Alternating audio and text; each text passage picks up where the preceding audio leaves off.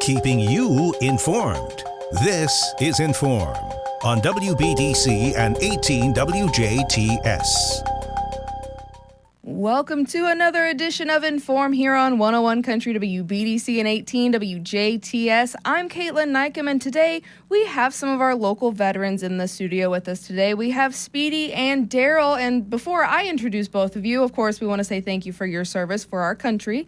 And also, let's go ahead and have you guys introduce each of yourselves. We'll start, Speedy, I think we'll start with you first. Maybe introduce yourself and how you're kind of associated. You're the Veteran Service Officer here in Du Bois County. So maybe give us a little rundown of what that entails and what work you do here in the area, and Daryl, you as well. So Speedy, how about you go first? Sure. As you said, my name's Speedy. I was raised out in Arizona. My wife is from Birdseye. So been out here for a few years now. I'm a Marine Corps veteran. And for about 9 months now, I've been acting as the Du Bois County Veteran Service Officer, where I help connect vets to the benefits, veterans as well as their families. And those are things that you've earned. It's not a special perk, but it's something that you've earned. And so it's my job to help and assist with that claim process and fill out the proper forms and guidance on what benefits are also available for you. Very good. And from what I've heard in that short 9 months, a lot of people have gone to your office and have been able to get a lot of benefits. So we appreciate your work so far, and we hope you stick around for a little bit longer too. And we're going to talk about all of those benefits and all of the things that people need to be looking out for, especially veterans and whatnot. And Daryl, how about you introduce yourself to us today? Well, I'm Daryl Hensley. I'm the Veteran Service Officer for the Disabled American Veterans here locally. We have 600 members throughout the region that we take care of. I also do veterans claims. Been doing them for about 4 years now. And I usually help out in that non-9 to 4 hour. The service office is open from 9 to 4. Generally, I'll get people in the afternoon. Sometimes if the backlog in the service office is long, they'll call me and try to squeeze in and get in a little earlier. And I'm not the only veteran service officer that way. We've got Tina Carpenter, who's with the American Legion. We've got other veteran service officers in different American Legion and VFW posts in the county that also help. But the primary person we go to is Speedy, and that's because he keeps the continuity in the county for many, many years. So if you get a claim when you're 25 and you need to go back at 40 and get reevaluated, Speedy will have those records in the system, and it's much easier to facilitate and move forward on a claim. So that's the importance of the Veteran Service Office. That is amazing to know that there is not a literal army, but a small army of people there that are able to help other veterans because, it's one of those things that, from what I've heard, again, I don't have any experience having veterans in my immediate family or anything like that, but from what I've heard, it takes a lot for veterans to want to even begin the process of looking into their benefits and whatnot. So having more help is better than none. And with that, let's go ahead and dive right in, and we're going to talk about veterans service benefits and, all of these maybe misconceptions, maybe some things that you maybe do or don't know about the importance of, seeking out your benefits now and not waiting for, later on. So let's go ahead and dive in. So what type of veteran gets, benefits? Is it all veterans? As Speedy kind of alluded to, if you've served, you have benefits that you are entitled to, right? Absolutely. One of the biggest misconceptions I see is, well, I didn't serve in combat. Regardless, come see me. There's benefits waiting for you. And there's a lot of different presumptive benefits that are given to you. There's a lot that are available if you just get your interview, see what you qualify for. Right. And so let's, kind of talk about, so if someone maybe has been retired for a while, or maybe they've never seeked out their benefits, or maybe, they're disabled in a way that was not caused by active duty combat or anything like that, are all of these kind of inciting incidents to come start the conversation? So you don't have to have you have to have a service-connected disability. And so that means that something service related had to have happened to you to get the initial claim, but there's a lot of secondary conditions that can happen. For instance, if you're in a wheelchair because you no longer can use your legs, but then now you're experiencing back issues or shoulder issues, those are what you would call a secondary condition that is caused by the primary condition. So get those primaries in that are service connected, and then you can qualify later on for those secondaries. Right. And say a veteran's coming to you guys and they really don't understand or maybe know if they qualify for benefits. Say, you know, they're like, well, I've got this, and this. Do I qualify? Is that something that you guys help decipher with, kind of to help them determine if they can get benefits now or not? Daryl, you want to answer that? We assess what they did with the military service. I'm a veteran who served during peacetime. I blew out my knee, had to have 2 surgeries, and I'm service connected for the surgeries that I had. I no longer could run long distances, so therefore I went in 100% capable of doing things and left less than 100%, which entitles me to the service connections that I have. The biggest misconception is that you have to have done something while you're on duty or in combat. And my brother-in-law was hit on his motorcycle heading to work one day, and he was 30% disabled. But over the years, the metal plates he had in his body broke down, and he had multiple surgeries, and now he's 100% service connected. He's had hip replacement. He's under constant care for his back. So that's the same thing with Vietnam vets that have been around Agent Orange. Agent Orange is in your system, and your immune system might battle it off, but as you get older and your immune system gets weaker, you'll see it all of a sudden that Agent Orange will cause a cancer to flare up, and it's almost impossible to treat it and stop it once that immune system breaks down. And so it entitles them to that service connection that they got. Same thing with burn pit from the Southwest Asia and all that. It does things to the body. You're young and your immune system is doing well, but then eventually, as you get older and weaker and your immune system breaks down, then those injuries that you sustain will magnify themselves. Right. So I'd like to maybe, is it so far to say that depending on everyone's each individual situation, it is still encouraged to at least check out these resources, right? Oh, absolutely. Yeah. So it definitely doesn't hurt to at least put your foot in the door and, start that. And me doing a lot of interviews, I see it all the time where it doesn't matter if it's something like a community event or getting more physically fit or joining a community group or seeking out veteran benefits.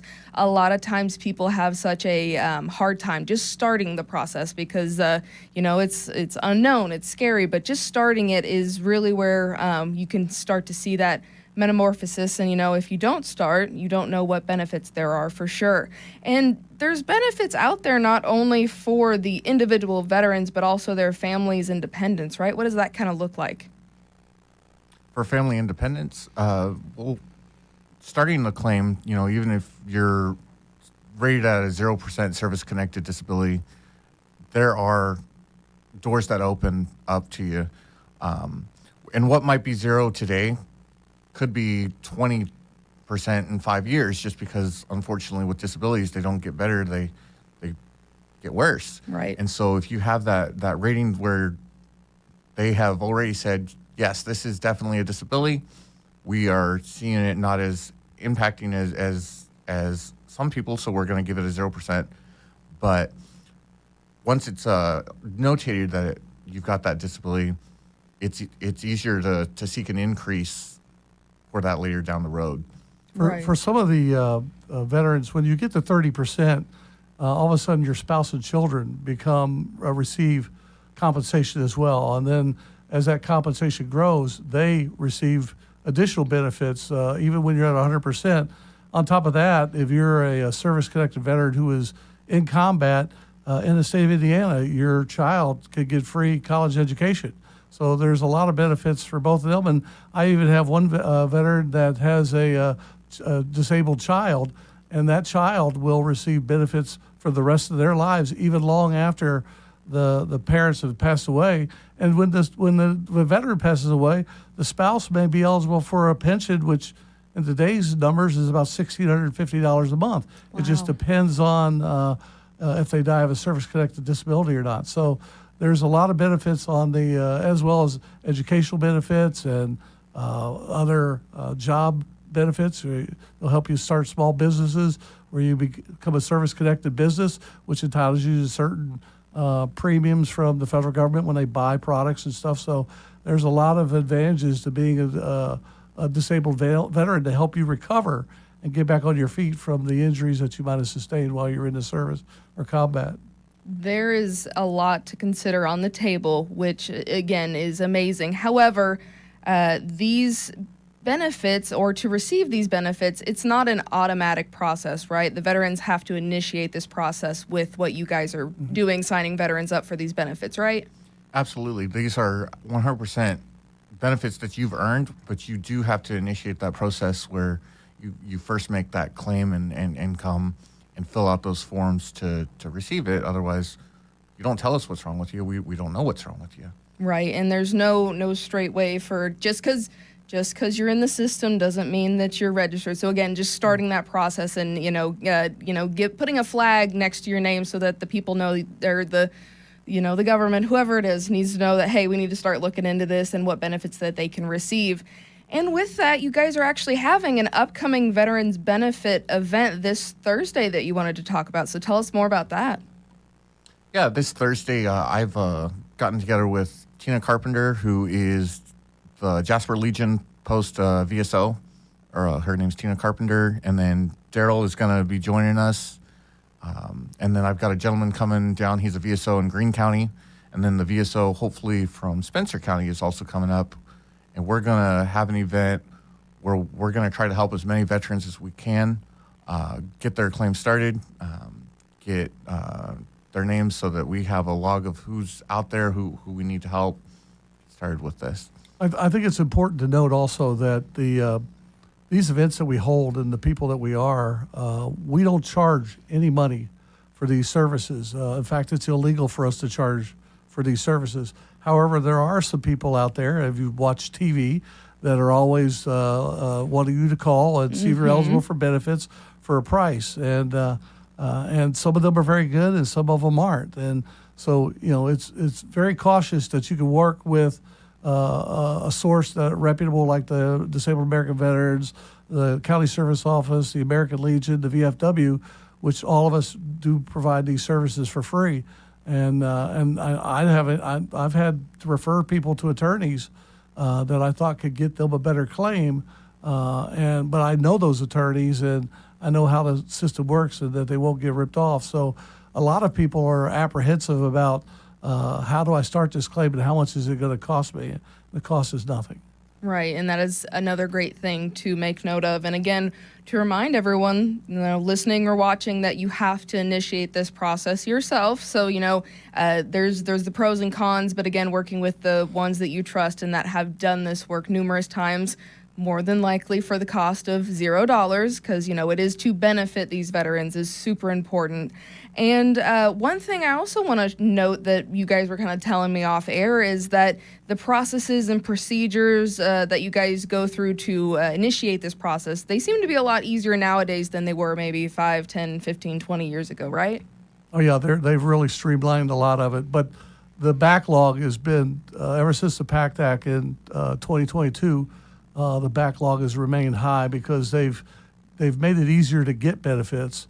And because they've made it easier, people are finding out and people are claiming those benefits, and the backlog has remained high. So it takes a while to get your claim through, but it's well worth it. Right. And I would imagine that's why it's so important to start that claim now and not delay or wait any longer, or wait till you get a little bit older, because that money doesn't start accruing until you really put that claim in place, right? Well, you're eligible for the benefit, but they're not setting the money aside and, right, and pay you interest on it. They're going to pay you from the time you claim. So if you wait 10 or 20 years, or like I did, 30 years, you lose all that money, and it doesn't start till you file. So take advantage of it now, and it's easier to win a claim the closer to the date you got out versus the many, many years that have passed, and maybe you were in a career field that, well, maybe you heard it that way, or maybe she heard it that way, and we're just not sure, so we're not going to give them that benefit. Well, they can certainly know if you're hurt soon after you got out, it weighs in your favor. Right. Speedy, anything to add? Unfortunately, I see a lot of older people as they progress in age, too. They're finding, well, nursing home care is very, very expensive. Doctor's appointments are very, very expensive. If I go to the Veteran Service Office and get those benefits that I deserve, maybe they can help cover that cost. And, well, that's what your benefits are there for. This process is lengthy. It does require a lot of exams from a physician or physician's assistant.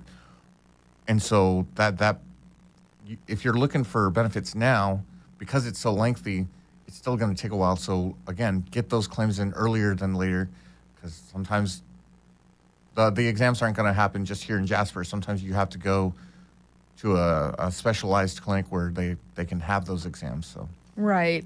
Now I know I'm asking a little bit something different from you guys as veterans, but maybe in civilian talk, maybe in something that, these people's spouses or kids or, parents would maybe understand. What should civilians that have family members that are veterans or someone that they know are veterans say to the veterans to start initiating this conversation and get them really considering about filing for their benefits? I know it's a bit extensive, but we have people that we care about that we want to see them flourish and whatnot. So if you're not a veteran yourself, but you want to see someone else take part in these benefits, is there anything you'd like to say on that? one thing that I hear a lot is that, well, I don't want to take away resources from someone that truly deserves it. I've got all of my limbs. I'm not hurting that bad. So-and-so is. Well, guess what? You're not taking away their money. These benefits are allocated for you. And when you sign up for your benefits, you're getting your benefits. You're not detracting from someone else's.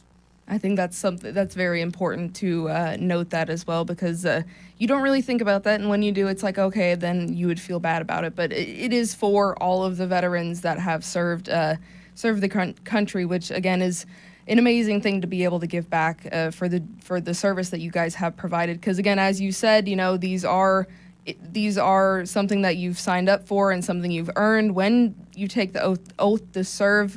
So again, just having that available and just, again, starting that process is super, super important.